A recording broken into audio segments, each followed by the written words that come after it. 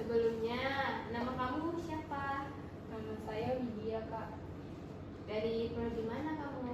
Dari prodi MPI, Kak. Oh, apa kabar nih Widya? Tiba-tiba datang ke Labor. Kabar saya baik sih, Kak. Cuman ada sedikit masalah. Oh, jadi kamu mau konseling ya? Iya. Ya, ya udah, ayo kita duduk di sana yuk. Oke, silakan duduk, Widya. Jadi sebelumnya Widya ini udah pernah konseling. Belum, Kak, ini pertama kali. Widya tahu nggak apa itu konseling? Kak tahu, Kak. Jadi konseling itu gunanya untuk membantu klien yaitu Widya mengatasi masalahnya untuk mencapai optimal dirinya. Iya. Jadi di sini Widya jangan takut untuk menceritakan apapun tentang masalah Widya karena kerahasiaan Widya itu terjamin. Kakak tidak akan menceritakan ke siapapun. Baik, Kak. Jadi konseling ini mempunyai durasi 30 sampai 40 menit. Itu tergantung keaktifan Widya. Nah, kalau misalnya Widya aktif, kita bisa sampai 30 menit sampai 40 menit. Oke, udah paham Widya? Paham, Kak. Oke, jadi apa nih yang mau Widya ceritakan yang ada di pikiran Widya?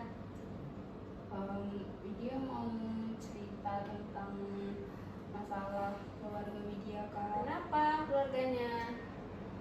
Ayah sama ibu Widya udah pisah, Kak, dari Widya SMP.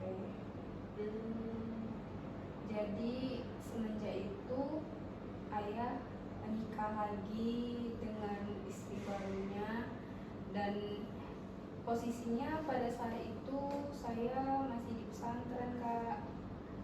Saya nggak tahu apa-apa kenapa ibu saya dan ayah saya pisah. Tiba-tiba saya ditelepon sama ibu saya kalau saya jangan mau gitu ikut kepada ayah saya karena ayah saya udah nikah lagi dan dia bawa 2 adik saya, Kak. Apa tuh permasalahannya sehingga Ibu Widya nggak ngebolehin Widya ikut sama ayah? Mungkin karena pada saat itu posisinya saya juga lagi sekolah, jadi mungkin ibu saya takut nanti kalau saya pergi sama ayah saya sekolahnya malah nggak dilanjut gitu, Kak. Jadi apa yang Widya lakukan? Ya pada saat itu karena saya masih kelas 2 MTS, 2 SMP, saya nurut aja, Kak, karena saya juga di pesantren, nggak bisa komunikasi lebih sama ibu dan sama ayah. Terus nggak lama saya dengar berita kalau ibu saya tuh pergi, Kak, merantau menjadi TKW di Hong Kong. Terus Widya pada saat itu apa yang Widya lakukan? Pada saat itu ya tetap lanjutin sekolah sampai akhirnya waktu Widya udah tamat tingkat SMP-nya, Widya berhenti dan karena setahu Widya kan adik-adik Widya tuh tinggalnya sama ibu tiri kan, Kak. Iya. Jadi ya gimana lah hidup sama ibu tiri, adik-adik Widya juga masih kecil, jadi Widya memutuskan untuk berhenti sekolah dulu untuk jaga adik-adik Widya. Oh, jadi Widya ini putus sekolah pada saat 2 MTS ya? Iya, Kak. Terus Widya setelah putus sekolah itu Widya kemana? Ikut sama ayah? Iya, ikut sama ayah karena kan ayah kerjanya pindah-pindah, jadi dia tuh mau jagain adik gitu karena posisinya ayah tuh udah punya anak baru gitu kan, anak kandungnya yang baru sama istri barunya, jadi otomatis adik dia yang 2 ini yang masih kecil-kecil juga nggak diurus gitu, Kak. Jadi ibu tiri Widya ini enggak mau ngurus adik Widya juga? Enggak, Kak, sampai mereka sekolahnya nggak dilanjutin ternyata karena itu posisinya kan kelas 1 SD sama kelas 3 SD, jadi rupanya di sana mereka nggak disekolahin lagi.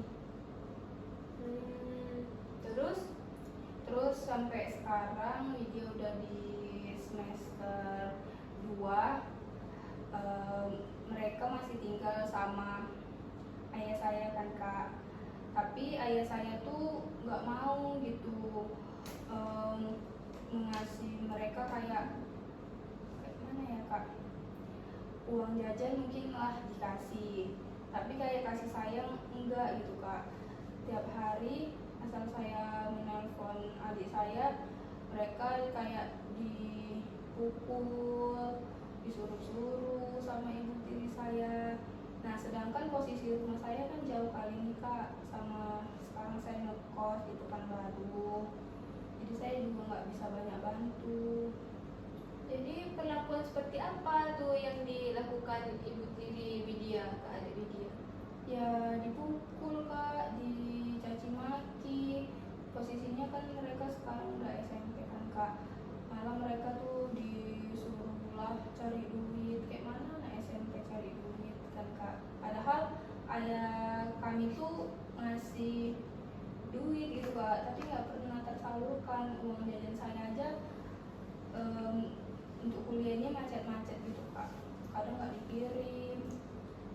Jadi uang ayah Widya itu cukup untuk keluarga Widya atau kurang gitu sehingga adik Widya ini disuruh mencari uang juga?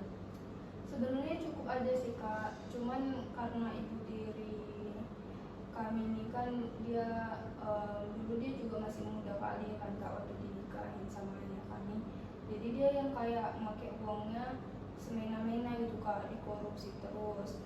Ayah kami nggak langsung ngasihnya ke kami, melalui perantara ibu tiri kami itu kak. Jadi selain ibu Widya nih, ada nggak orang lain yang menghasut ibu Widya atau menghasut ayah Widya? Mungkin ada lah saudara-saudara dari ibu tiri, tapi kan saya juga di sini nggak tahu juga kan kak, cuman tahu sekilas. Lagi adik saya di sana nggak sepenuhnya dikasih HP, jadi saya nggak terlalu tahu. Tapi asal saya pulang kayak mereka tuh ngadu, sering dipukul gitu kak. Kan Widya tahu nih adik Widya sering dipukul, caci maki, disuruh cari uang. Nah, apa perasaan yang Widya rasakan pada saat itu? Ya sedih aja kak, terus nggak tahu juga mau ngadu kemana. Kayak ayah pun kalau misalnya dikasih tahu gitu kan kalau adik misalnya dipukul atau gimana sama bunda ini, ayah pasti belanya bela ibu tiri kak, bela bunda, nggak bela kami. Seperti itu kak. Jadi sekarang ini Widya masih berpersepsi bahwa laki-laki itu sama. Enggak. Apakah Widya masih berpersepsi bahwa semua pernikahan itu akan berujung tentang perceraian? Enggak kak. Jadi idola Widya siapa ini dari dalam pernikahan? Mungkin saya sering melihat sih kak, yang rumah tangganya adem ayem, baik-baik aja, selebgram. Siapa tuh?